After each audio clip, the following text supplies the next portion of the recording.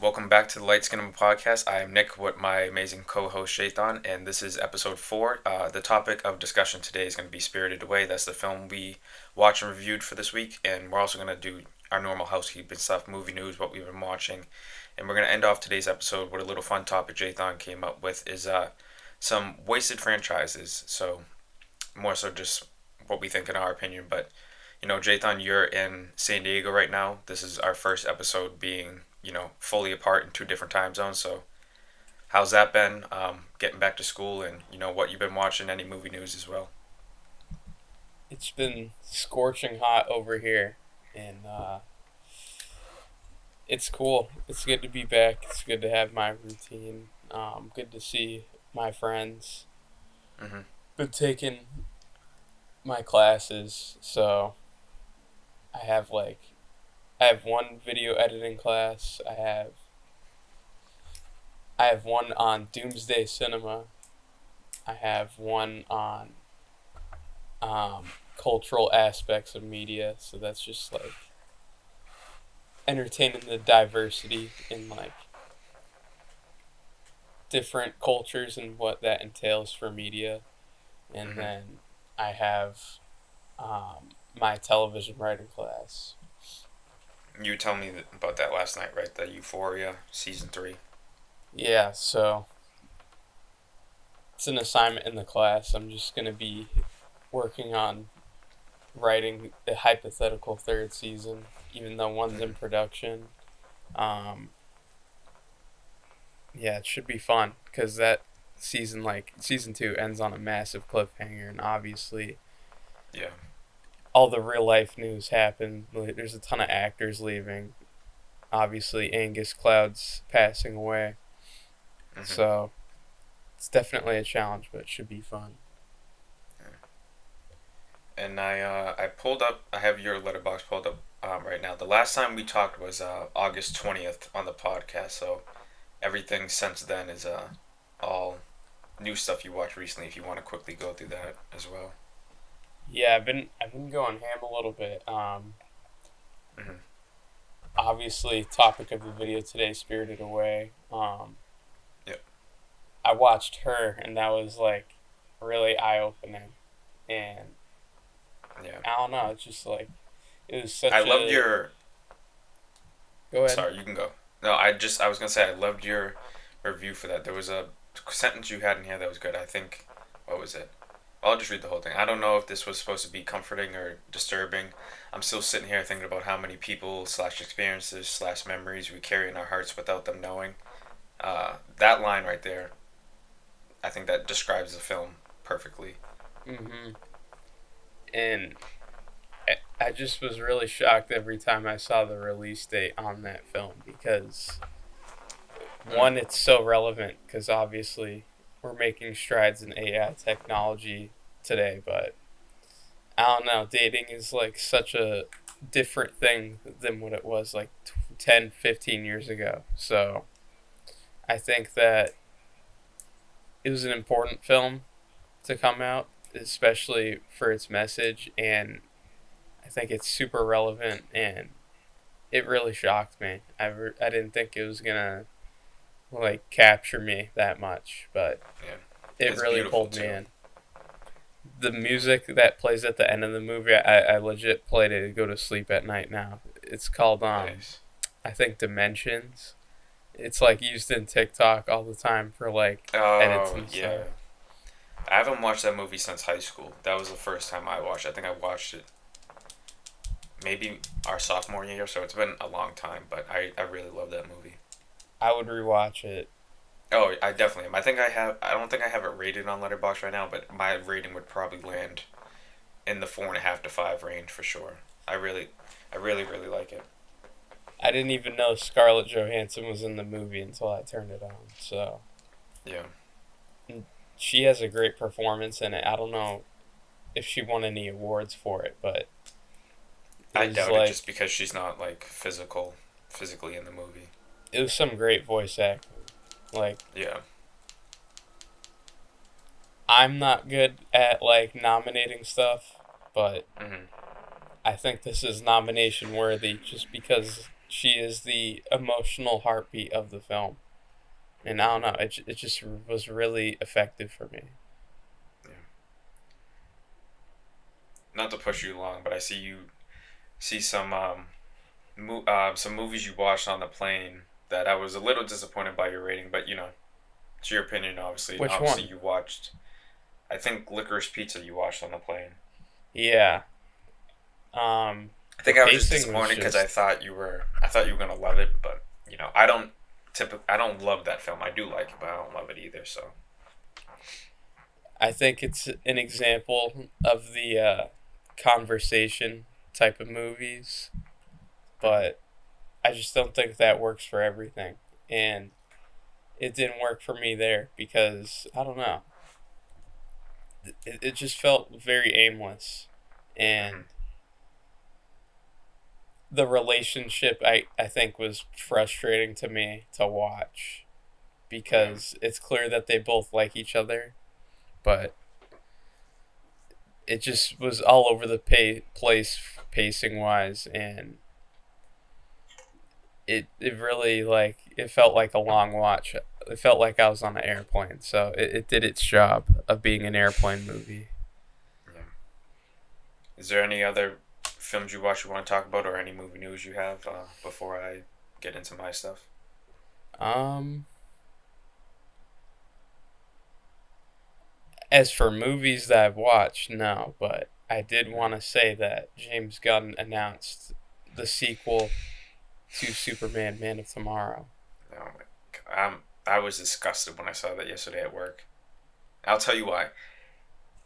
They don't even have the DCU planned out. As much as they think they do, they don't. I think they don't know what they're doing. I think they're just going with the hype, going with what the fans want.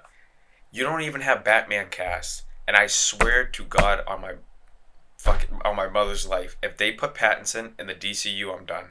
I'm done. Well, what I'm if they absolutely do done. like two Pattinsons? Like he's doing his own thing and he's in No, the DCU. no, no, no, no. Do not even bring that anywhere near James Gunn's universe. Get a different Batman. I'm not doing that shit. I'm not playing around with that. I will not watch. I'm not doing that. I'm absolutely not doing that. But I can't believe they're pumping out a Superman sequel. Like I said, I'm not the biggest fan of Superman. I can't believe that they're already putting it into production. You don't have Wonder Woman. The Lantern show isn't even out. You don't have a Flash. You don't have an Aquaman. Like all this, get the other fucking characters involved. But this, to me, this is just like the same rabbit hole that the DCEU did. They made Superman, then they went to a Superman Batman sequel, then they threw in the Justice League, and all.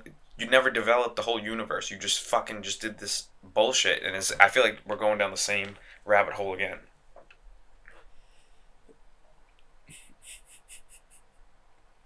Um, I honestly do not care. Like I mean this in the best way possible, but I was I will sick. watch as many Superman movies as James Gunn wants to give me. And I'm not saying that because the first Superman was that insane, but you got to realize we went like 12 years without a Superman movie, and I'm not counting Batman versus Superman. That movie doesn't exist to me. But I will like I don't care what they really do after they what they did with the DCEU because it's clear that they just want to have fun and make movies. And I don't think that a slate or like phase of what movies are going to come should really matter.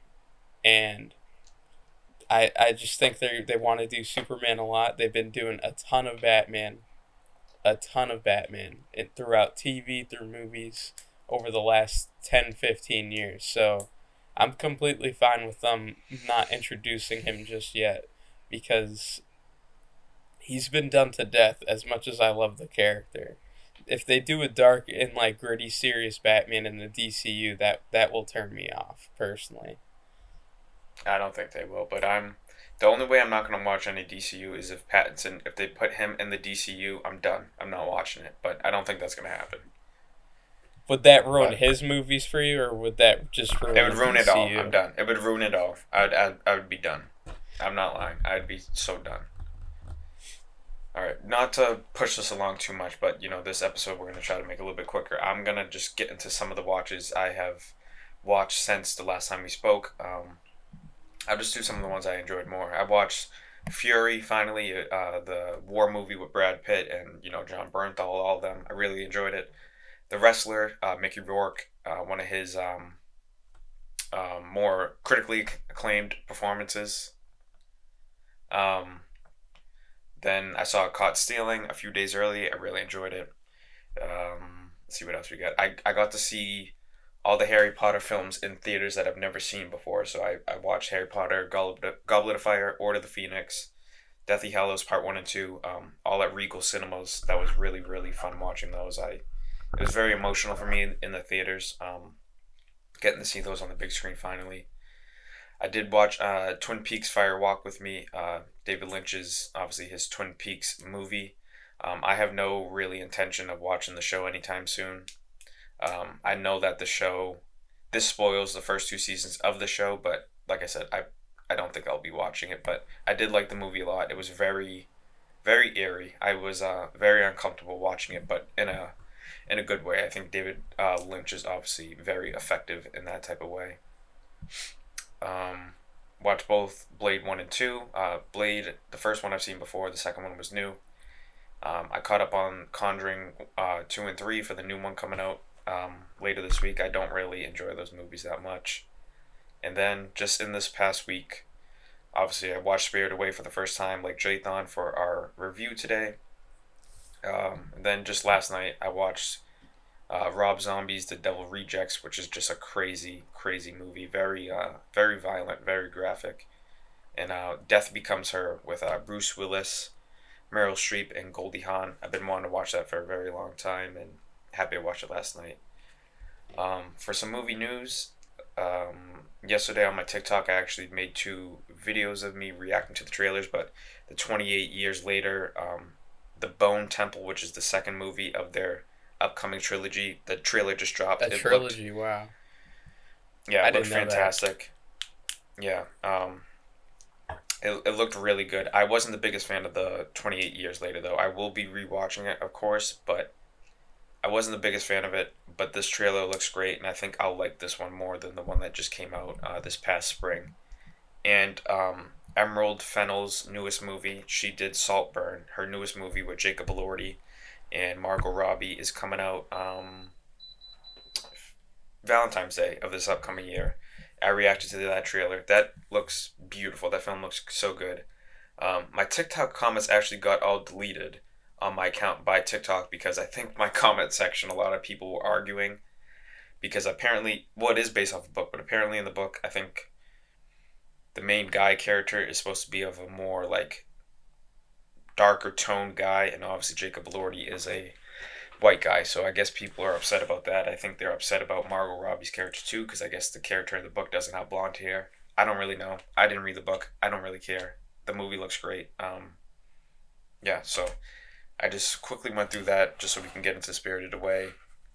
I'll quickly touch on school. I started school yesterday. I'm an online student, so it's a little bit easier for me in my scheduling with work. Pretty basic. Obviously, Jathan goes to a very nice school. The one time I got to visit you was very nice there. I wish there are some elements of going to school in person that I do miss, but just fitting my schedule wise is kind of better that I do it online. But Do what works for that's you, all I dude. got for the housekeeping stuff. If you got anything to add, Jathan, you can go ahead. If not, we'll hop into Spirited Away. I feel like I touched on school. I'm just adjusting to this room because I'm gonna be honest. I slept on a couch for the last week because my Mm-hmm.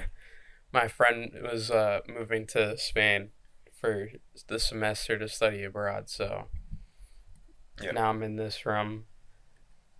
I tuned his guitar last night, so maybe that's something I'll do. Mm-hmm. But that's about it for me. All right. So yeah. So obviously, our main film review of today is Spirited Away. This came out in 2001 by Hayao Miyazaki. Before we get into Spirited Away, I didn't check, but have you seen any of his other films before? Yeah, I have actually. I saw Princess Mononoke while I was Hmm. getting my chest tattoo done at Pinot Bros Inc. in Cambridge. Hmm. And I didn't watch, I'll touch on this later because I think this is a good talking point, but I didn't watch it with any audio. I was just reading like the subtitles, and I felt like I got the same enjoyment as if like I had the audio. So it was really interesting to watch, and it like really put me in a creative mood, considering like I was getting some tattoo work done. Yeah. Is that the only one you've seen? Yes, but I am familiar with like a lot of Ghibli films. Yeah. I think Spirited Away was my fourth film from Miyazaki. I've seen Princess Mononoke as well. I think that's my favorite of his by far. I think that's kind of a fan favorite. The Boy and the Heron I saw in theaters when that came out. I think 2 years ago. I saw that the Japanese version of that, um, and I really liked it. My Neighbor Totoro. I saw the dubbed version of that with the Fanning sisters are the voices of the two daughters in that. I liked that movie, but I didn't. I don't know. I didn't connect to it as much as the other two. And then, obviously, like we said, Spirited Away. We both watched for the first time for this review. I think you're a little bit higher on it than me. So if you want to kind of give your initial reaction to it, you can go for it first, Jathan, and then I'll get into mine. Yeah, so I actually had it at a 4, and Hmm. then I slept on it, and I was like, you know what, this is actually pretty fucking genius. So I Hmm. did bump it to a 4.5, and I don't know, it really, the art style, obviously amazing, you know. So many art students have looked at this film and wanted to become an artist, like drawing wise, after watching this, and you can see it. Like every frame is a painting in a Hmm. Ghibli film, and it's about this girl who gets pulled into this like spirit world, and she kind of has to find herself in it because she's a very she they say it in the movie, she's a klutz. Um, she's not sure of herself. She's kind of a coward. She lacks the confidence and bravery to get through these obstacles, and it's really compelling to watch as you see like everyone start to warm up to her, and she just like she honestly creates this aura around her that is infectious, and you see it within the characters, like they start bouncing off her more, and they realize like wait, like she is this beacon of like light. Hmm. Did you watch the dubbed or subbed? I watched it subbed. Hmm. I asked you I about it Yeah. because I was gonna watch it subbed anyway, but I just wanted to know, out of curiosity's sake, if you were going to. And I'll just get this out the way because I think it's a huge topic within like the Japanese animation field. If you watch dubbed, I'm not gonna crucify you for it, but I do think that you're taking not taking the liberty, but like you're definitely taking a step away from the original vision, because Yep. the way these companies dub and do the localizations is they will change up some of the animation and what like certain texts say. I know that's huge in Pokemon, where Hmm. like they'll have like I guess a more adult joke in Japan that they can't really show in America or other countries. So that is one reason I will always watch my stuff subbed. Again, I'm not going to crucify you for it. You even said it when I asked you that it has good voice acting and everything. So I completely understand it. Yeah. The only reason why I watched dubbed was just because a little bit on the time crunch this week, so it was a little bit easier for me to just do the English version. And Miyazaki is the only really foreign language like anime movie style that I will watch the English sometimes, just because he gets good voice actors in English for it. Like The Boy and the Heron. I watched the subbed version, but I know that in the English version, there's I think Robert Pattinson's in it, Willem Dafoe's in it. Like he gets very acclaimed actors in it. That's why it interests me. But I would say 9.5, like 95% of the time, I'm watching the subbed for everything. But just Miyazaki films, like I said, he sometimes gets really cool, um, American actors in it that just I want to see their voice work. But yeah, like I said, I watched it dubbed. I have been wanting to watch this movie for so long. I think I actually, when I went away last April, I downloaded it on my phone and I was gonna watch it, but I remember I was just so tired on the plane where I was like, I don't want to watch this for the first time while I'm like tired on a plane. Kind of on a plane you can focus in on a movie, but there is some element of distraction. So I was like, this is not a good time to watch it. So I'm glad I left it for obviously this review so we could both talk about it on our first watches each. And I was every like 10 minutes or so as this movie kept going, I was just getting completely more and more blown away. It just kept getting weirder and weirder in like a positive way. I think the message of this film is pretty much very on the nose. It's very clear. Obviously, the girl is, I don't want to butcher her name, but Shishiro, I think. Yeah. But then I think her voice, not her voice, they make her change her name to, was it Sen or Shen? Sen, yeah. Sen, yeah. It's very clear that this was like a coming of age, like her having to, face her fears, like courage and all that, because obviously she seems like a young girl that is very reliant on her parents and is kind of scared of the outside world. And obviously, when she gets thrown into the spirit world, she's pretty much by herself and has to discover, you know, she has to kind of grow up quickly and she has to try to figure out how she's going to get her parents back into the real world. So I think the messaging was good, but it was very on the nose. I liked it. I gave it a 3.5 out of 5. I would say this is probably in the Miyazaki films I've seen. It's probably ranked third out of 4 for me. I think the animation is obviously beautiful and it's probably some of my favorite that I've seen from him. But just there was like I felt like this movie was a little too. I don't know the right vocabulary, and I don't want to come across as negative, but it felt like it was just doing a little too much for me. I wish it was just simplified a little bit in terms of like, I feel like like I said, every 10 minutes it just kept getting weirder and weirder and just adding new elements and new characters and this and this and this. I was like, I just wish it kind of slowed down a touch, but I still had a really good time with it. And I think I enjoyed the animation and kind of the world more than I enjoyed the particular story and arc that happens, but I still had a good time with it. I didn't have a whole lot of questions prepped for this, but is there any specific things you want to talk about? Any questions? Anything like Yeah. that? Don't Okay.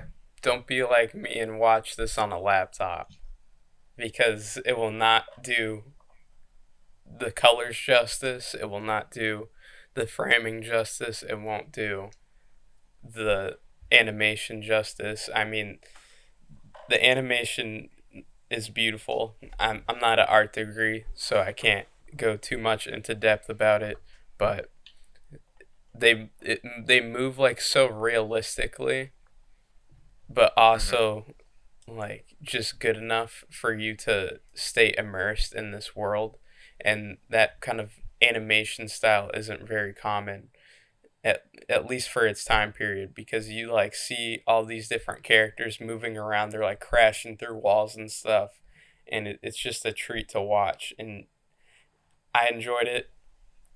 I watched it on a laptop again, so but you can tell immediately when you turn it on, it like you need to watch this on a TV or a big screen, because you just need to watch all these colors fly and pop and just see this world that they're building in. And I can definitely see how like the weirdness can like kind of not turn you off, but I guess kind of like uh what's a word here? It was kind of distracting to me. Throw That you was the best off. way. Yeah, that's the best way. Kind of how I felt about it. But I don't know, like I definitely had to like sleep on it because I felt like my initial reaction was different than when like I sat back and I thought about it, cuz I don't know. Um no pun intended, but this is like a very spiritual film. Like the way that you see the characters transform, um, the environments. There's a ton of Japanese mythology and like symbolism here with the oni, the dead spirits, the Hmm. dragons. Like there's a lot of signs towards transformation here. You see, there's one character in particular that like can just change people however they want, and it was really interesting to me in the way that the message was simple, but it Hmm. was something that I feel like anyone can watch, and it was really wholesome. I think that's the best Yeah, way of putting it. definitely.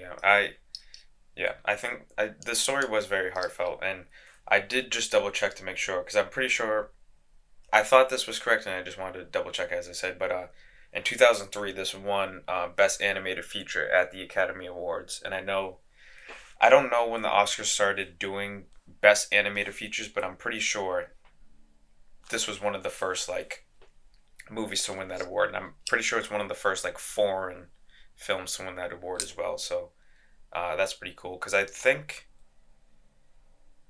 Miyazaki might have won for The Boy and the Heron a couple years ago. I'm not sure though. But he might have won for that too. So obviously this is a pretty prestigious um, award-winning film.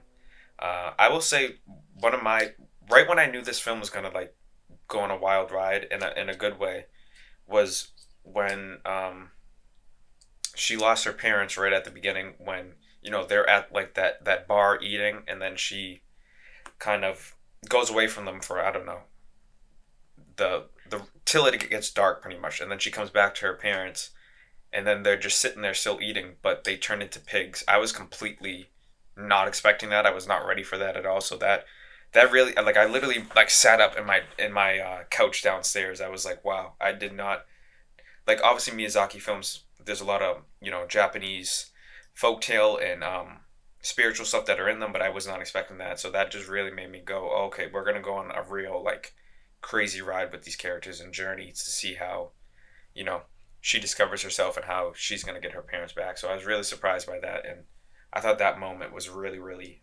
effective filmmaking from him. I thought that the storytelling felt like a children's book, but I mean that in a good way because Yeah. they really take the time to explore this world that they're creating here. And that's something that a lot of animation movies like don't really take the time to do because are often like an hour 30-minute films, so they really got to Hmm. like get to the point. But there's a lot of moments where you said they didn't really like sit down and like chill out and just like take a minute to breathe, but I felt like they did that through the portions where like I'll get into spoilers here. Like Yeah, go for it. she ends up like exploring. Is it a castle? Like it's this huge building, I and think it's like a bathhouse, but there's so many different yeah, you're right. layers and introductions to it. Yeah. So there's all these sorts of rooms in it, and it's like a Hmm. labyrinth. It's almost Yep. like hypnotic, and they're constantly bouncing between rooms. Like you'll explore all the rooms, but we're gonna like jump back and forth between each room. They're all Hmm. gonna have their separate moments, but it just felt like I don't know. You really got to see the scope of the world. You got to see the scope of the mechanizations and what goes into running the place. Um, Yep. I thought the symbolism was on point with. There's one character by the name of No Face that like leads into the temptations of this world, and that's like really where the symbolism starts kicking in here because all these people are not human, and it's implied that there's no surviving human in this world. So she shows that she's able to like overcome temptation and all these different like I guess sins. Like there's gluttony, there's people Hmm. who are greedy and they fall victim to that, and she becomes this person that they sort of rely on and see as a figure to look up to, despite looking down upon her previously. Um, Again, there's so many different like aspects to animation that you have to appreciate. Again, I watched Princess Mononoke, the other Ghibli film, Mm-hmm. completely silent, and you could probably do the same with Spirited Away. I mean, I went into this on the previous episode. When you strip away these details in film, it peels back the layers and you're able to appreciate different aspects. In animation, you have to recognize that each frame is trying to tell you something. Each frame is trying to point you into a direction and tell you something about the emotions on the characters. You know, maybe they're slouched a little bit on the couch or on a car seat, and that tells you something. There's all these different directions that the creators are trying to point you towards, and they're all intentional. They're all trying to point you and tell you a bigger picture to the story. And it just really shocked me. It really wowed me because there's so much to it. There's so Mm-hmm. much emotion, there's so much creative thought put into it. Yeah, that was very well said. Um, Not to push along too much, but like I said, this is going to be a little bit of a shorter episode than we would like to intend. But I mean, that's pretty much all the thoughts I have for Spirited Away. Obviously, what you just said, Jathan, was beautiful. I'm glad you articulated that. But if there's anything else you want to touch on, go for it. If not, we'll kick into our next segment here. I was just kind of wondering what other Ghibli films you've seen and why you think that, like, not saying you didn't enjoy this, but why Hmm. it doesn't rank above the others. Um, so yeah, like I said, I've seen four. My least favorite is My Neighbor Totoro. I think just because you know the two younger girl characters in it, they're very young, and it's kind of them moving into a new house and just discovering like mythical elements of um like the forest they live right in front of. It's fun. The animation is obviously stellar. It's great. I just don't think I connected to that movie too much, but I do like it. I think I gave it a 3 out of 5, which might not be the highest rating, but I still had a good time with it. Spirited Away, I would say I have at 3 out of 4. I think on rewatch it could go up. I just it story wise it felt repetitive, like I've seen this before, like a coming of age, that type of stuff. But I think the animation and how crazy and wild this film got is what made me enjoy it a little bit more than I think I was feeling when I initially watched it. The Boy and the Heron, I liked. I have it at 3.5, so same rating. I think watching that in the theater definitely helped. But for that film, it's been a while, so I could be mixing this up. But I like that because it felt similar to My Neighbor Totoro in the sense that this boy was moving into a new house, and this could be a spoiler warning, but I could be wrong. I think his mother or somebody in his family had recently died, and the heron is kind of a representation of death or something like that. And he kind of goes on this journey with the heron, and it's kind of unfolds into a lot of craziness that you see in Miyazaki's films. But I did really like that one. I think just Princess Mononoke is the best though, because I think there there's a certain level of like action and just I don't know. I feel like that film was so talked about and hyped online that I went in with such high expectations, and when I finished watching it, which it's been a while since I've seen it, it's probably been 2 years, but in that 2 years, I've seen like almost probably 1,600 movies, so it's been a while. But I really, really, really, really enjoyed it when I was done watching it. I could be forgetting subject matter and points, but I remember coming out of that completely blown away, and it lingered with me for a few days. And I think just I don't know. I think just that one left a bigger impression on me than the others. But like I said, there's a lot of Miyazaki films I still have to get through. There's a lot I'm looking forward to. I'm sure someday I'll be doing a rewatch of a lot of these. I know a lot of them are on HBO Max, so if anybody's interested in seeing them, I know Spirited Away is on there, and I'm pretty sure most of his films are on there. So I would definitely say if you have not seen any of his films, go check one out. You'll be whether you like the story or not, I think you'll be blown away by the animation. It's absolutely beautiful. So I think that alone is worth watching. I think that it's a film that will only go up on rewatch for me personally. Hmm. I think that the more you rewatch it, the more you're just, I wouldn't say able to immerse yourself because I feel like I've beaten that term to death by now.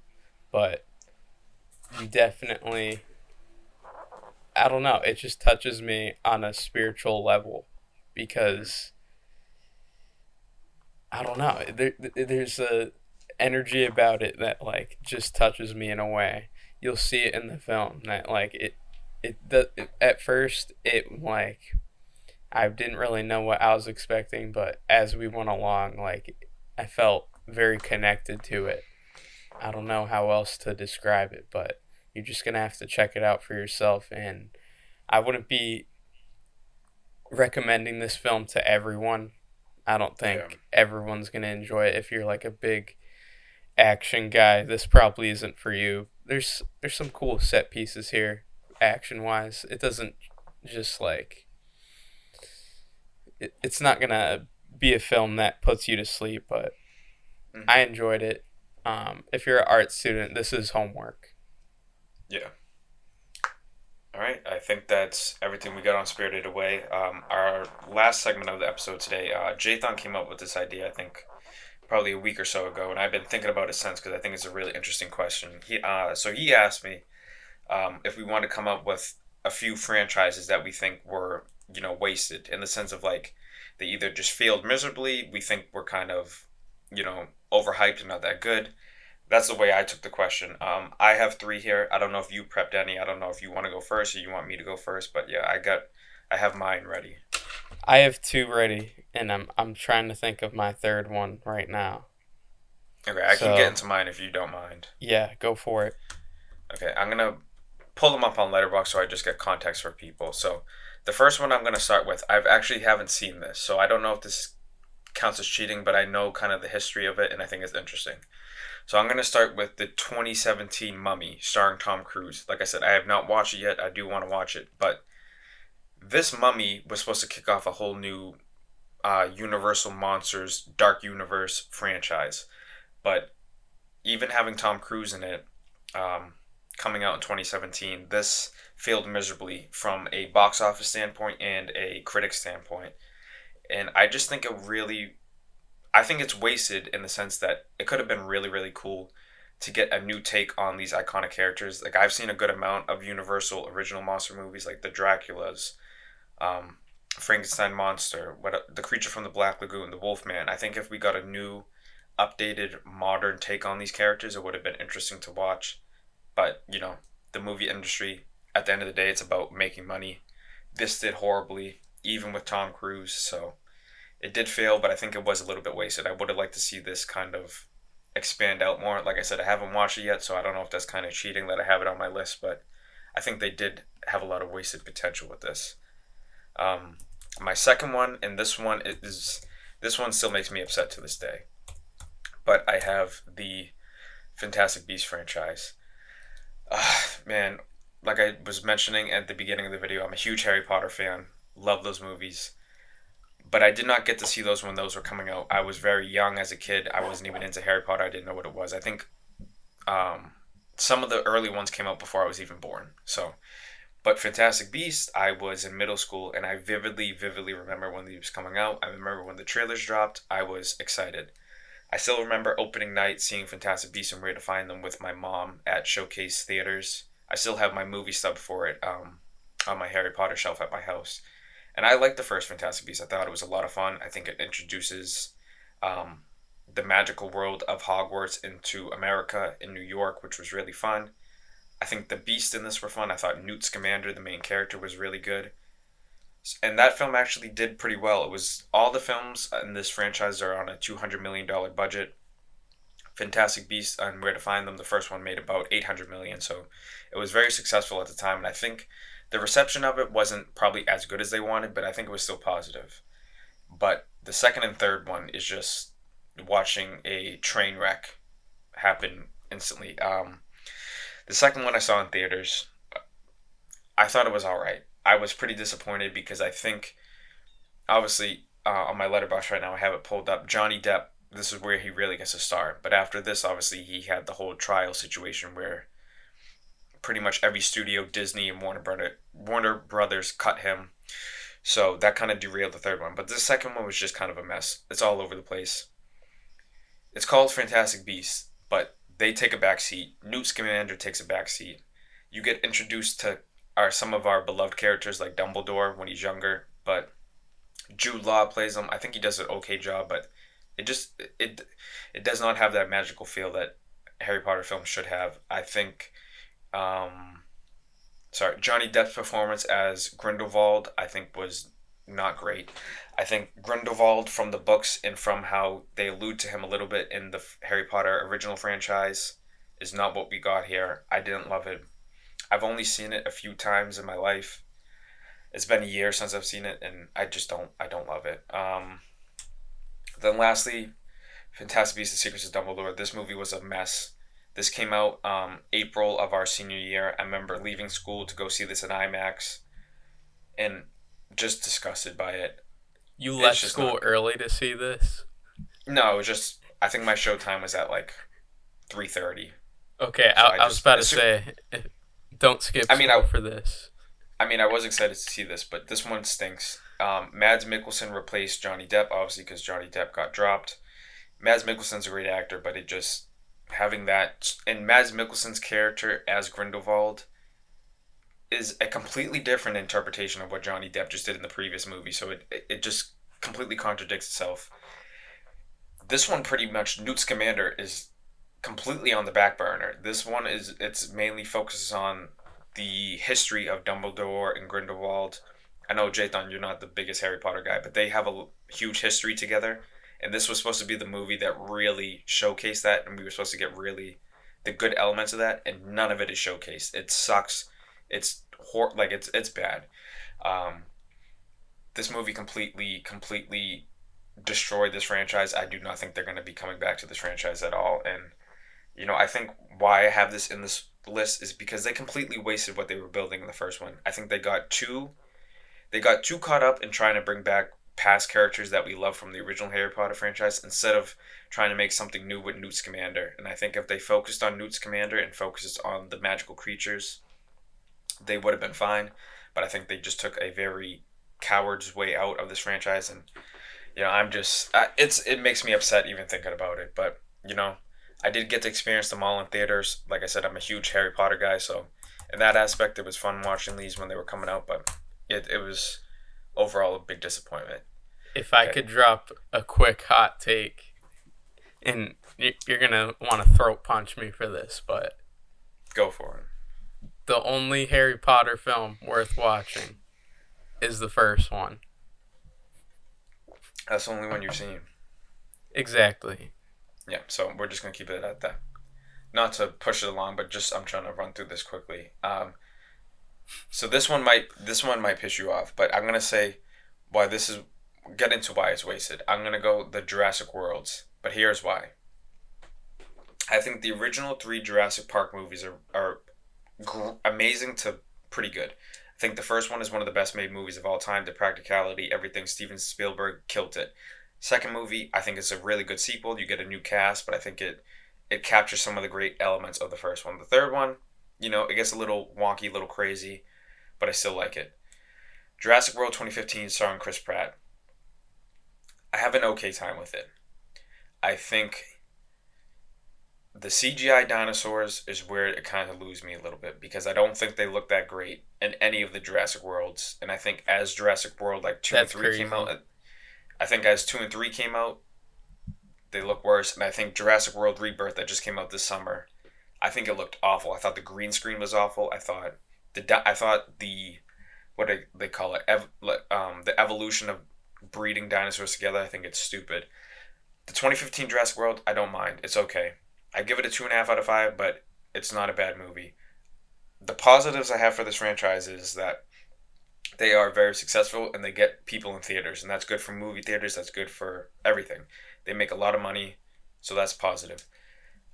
I love the theme park at Universal for Jurassic World, the new one they built recently. They have, I think it's the best ride.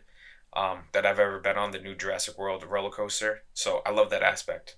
Movie wise, though, I think they stink. Besides, the 2015 one, I think is okay.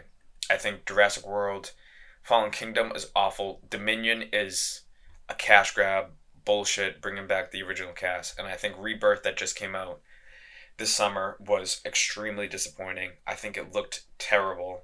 Um, yeah, I'm just not a big fan of these.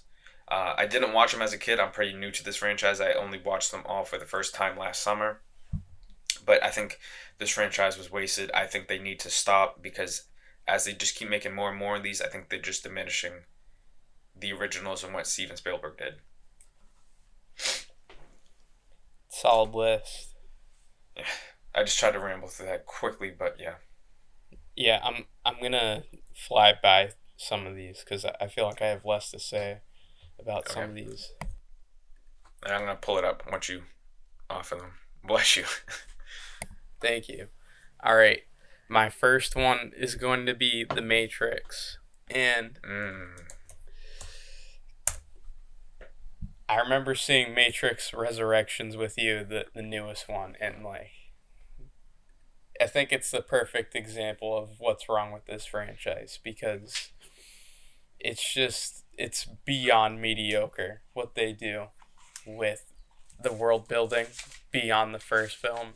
Um, just talk about like dropping the ball. Honestly, I felt like the first film, is like such a classic that it is like insane to me how hard you drop the ball with the second and third ones. And don't get me wrong, there's definitely good moments in those sequels, but I just do not care for it at all. And it was really disappointing to me because that first film is like truly magical. Like that It's that was amazing. actually cinema. There's so many techniques in that are still used today, and I never revisit the sequels. Resurrections I will never be coming back to, and it honestly it's disappointing. It felt like the Wachowskis aren't really interested in making a franchise, and it felt like to me that that first one was the one they were most invested in. And I talked about this in the first episode, I believe, but when you can tell that a director or creator is not invested in the work they're creating, it just turns me off completely. And that's what happens here with The Matrix. Yeah, I couldn't agree more. Um, my second pick is less of a trilogy but more of a franchise. I'm gonna go with the DC Extended Universe, the previous iteration of the DC universe, and it's all over the place. I mean, I feel like they started off well with Man of Steel. Obviously, that film was very divisive. I remember not skipping, but I got off school early to go see that film, and I was just blown away. But Zack Snyder's a director who is going to turn a lot of heads away, and you can just see towards the middle of this franchise after, I would even say after Batman v Superman, that they just had no plan for this thing. I mean, it felt like Warner Brothers. Here we're seeing a trend here, but it felt like Warner Brothers was just in a rush to get this going because Marvel was making so much money at this time. It was Yeah. almost hard to ignore, and they didn't have a plan. Um, they didn't have any type of tonal like consistent tone. They tried to go for the dark shit.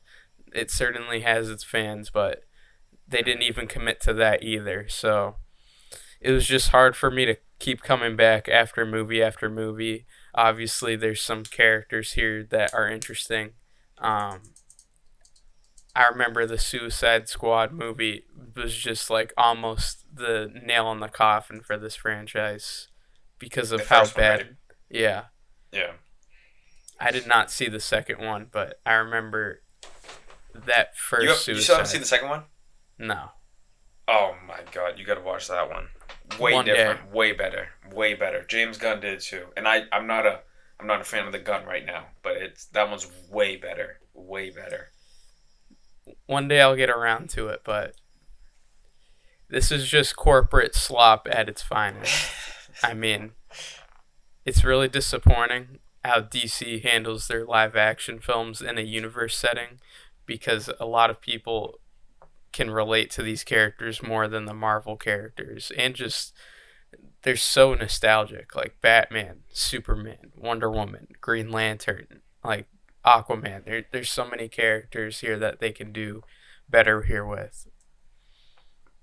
Yeah, 100%. And for my last pick, this is Okay. gonna shock you, but I'm gonna go with Star Wars. No, I think pretty pretty on board with that. If you're talking about a certain selection of films. I'm just referring to as a franchise in general because as much as I love this franchise, I can't ignore it anymore. They have ruined it. They have absolutely ruined it. And I used to be the biggest Star Wars fan growing up. Like I watched both prequel and original trilogies growing up. The Clone Wars, obviously. Um, Amazing.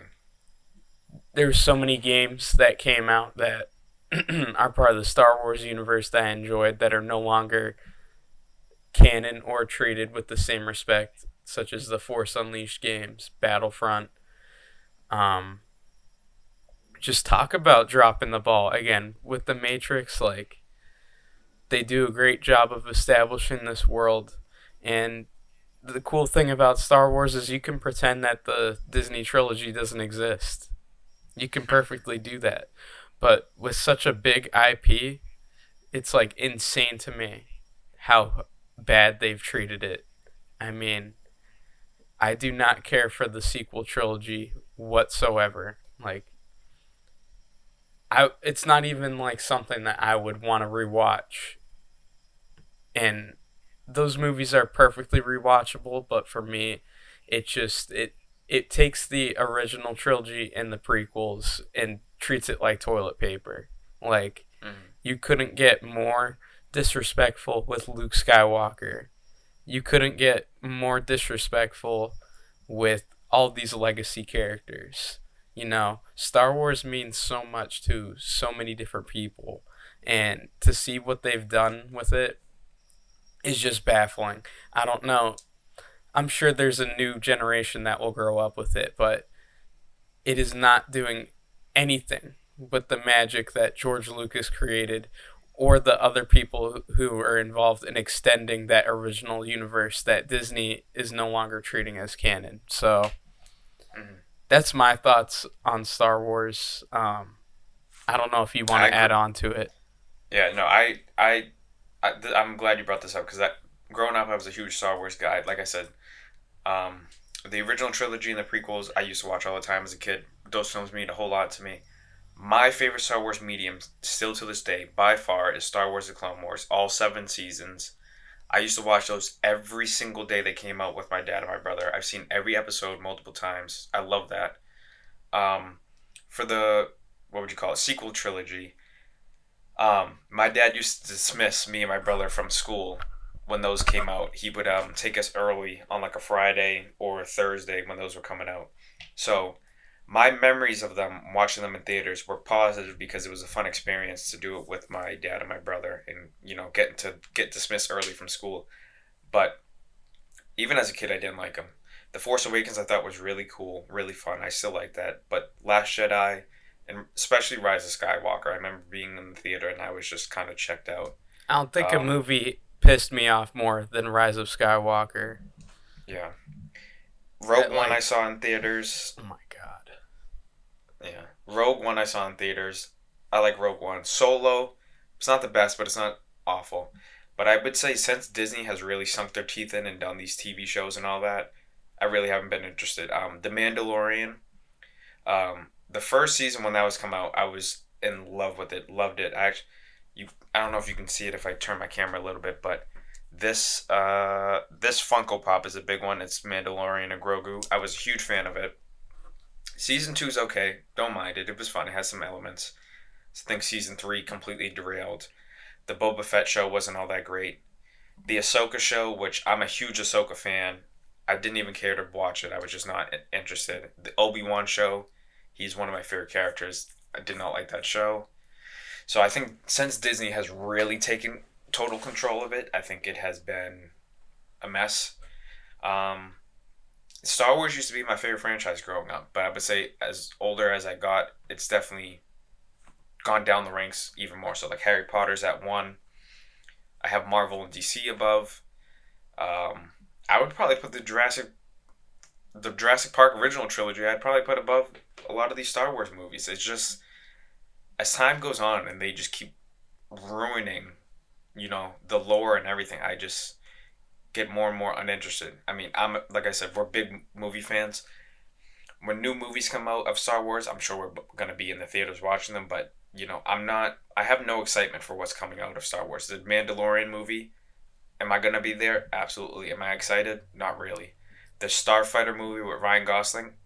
I could care less about. I'm gonna be there, but if it never got made, I wouldn't care. Like I'm not that interested in what Star Wars has to do right now. I think they know they're in trouble. I think they're stressing. I think they know that they need to get back in movie theaters, but I think, you know, whatever the subject matter they have is not working.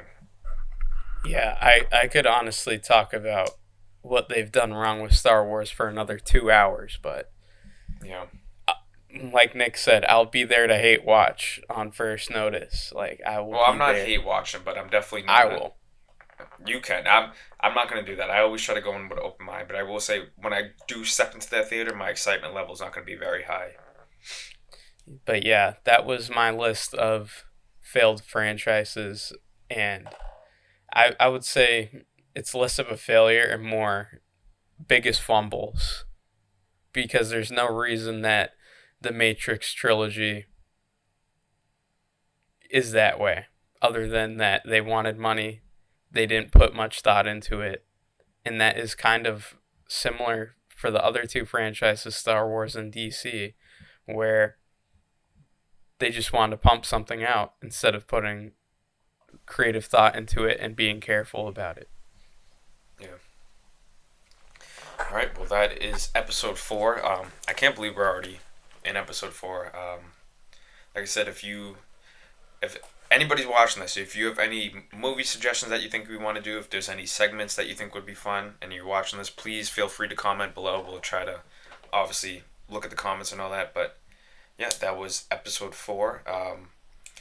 We're recording this. We're bulking recording this with our next episode. So our next episode will be episode five. I'm not going to reveal it here. You guys will just be surprised when the episode comes out. But yeah, that was, like I said, episode four, and signing out.